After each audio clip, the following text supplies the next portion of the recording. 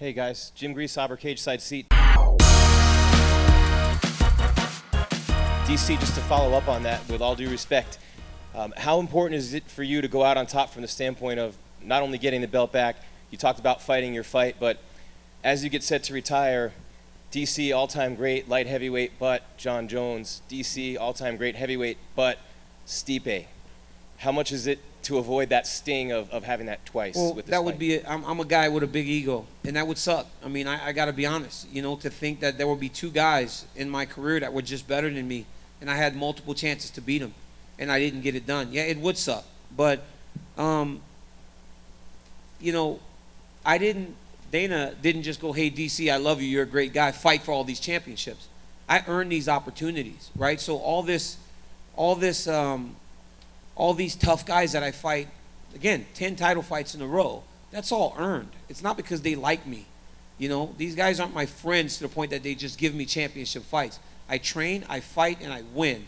That's why I continue to find myself in these positions. But all this pressure is earned. The pressure of fighting a guy like Stipe Miocic, the pressure of fighting a guy like John Jones twice.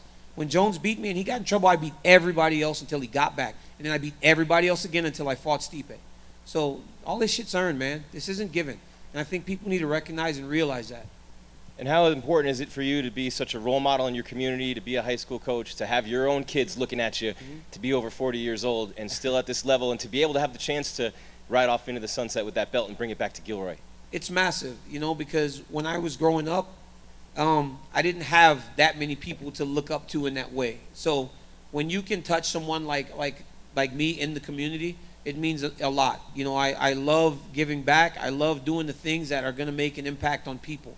So yeah, it's very important to me. Stipe, for you, champ, good to see you. You're 1-1, obviously, against Daniel. You have the belt. How important is that, too? Obviously, it's why you're there, to get that second win over him and just prove beyond a shadow of a doubt that you're the greatest, right? Would you just expand on that for us? Yeah, of course. I mean, listen, we're both competitors. We don't want to lose. I like winning. Like I said, I train my butt off to be where I'm at, and I'm not giving it up. I work too hard to give it up. I put a lot of time and effort, not just me with my coaches. They get away from their families. Their families let them go away with me to these camps or go train somewhere, and then, it's just, it's not just me, it's all of us.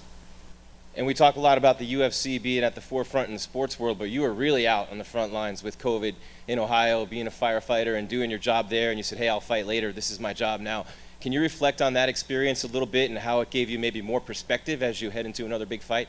Yeah, I mean, it's crazy what's going on right now. We got a pandemic, but, the UFC, they're doing everything they can, and we're doing an amazing job. And, being on the front line, and, you see a lot of it, we were, head to toe covered and stuff, just so we don't, get it ourselves or spread it. And, listen, I wouldn't mind fighting, but the problem was the whole state of Ohio was shut down. I don't think people really understand that. Like, we legit were shut down. So we really couldn't do anything. And, yeah, it was crazy, but perspective. I just was scared to go home and, give it to my daughter or my wife. That was the only scary thing about the whole situation, because I knew what I was doing. I knew I was putting my life, in the line, helping people out, which is fine. That's what I signed up for. But at the same time, I was scared and going home, and, there's always precaution. I got home, straight to the laundry room, threw the clothes in the wash, hopped in the shower, best that I could. So far, we've been lucky, knock on wood. Last one for me, for Dana. Obviously, you've been in that position for a ton of big fights. It's always bigger when it's the heavyweights, right? But you've talked about the winner of this one being the greatest of all time. Where does this fight rank in terms of the biggest fights that you've had in your career with the UFC? Yeah, it's massive, and obviously the trilogy. I look at this fight like, everybody that I've been talking to, I've been doing media all week. I just got off an hour and 15-minute call with Rogan, who's losing his mind. Me and Rogan geek out before these fights all the time, and this one is one of those. I'd have to call this the best trilogy, especially because of the first two fights. First two fights. You don't see heavyweights go at it the way that these two have in the first two fights, and the result. Cormier, catches him with that shot in the first fight and knocks him out, and in the second fight, Cormier comes out and was lighting Stipe up with some big shots, hurting him. He goes back to the corner, and they make some adjustments. You see that shit in like the movies and with really, really great fighters, where you go back and make a couple adjustments in the corner and come out and do what Stipe did in the second fight. Both of these guys are super aggressive. They're both incredible athletes. They're two of the best ever. and Saturday you find out who's the best heavyweight of all time. It doesn't get any better than this. It's the best.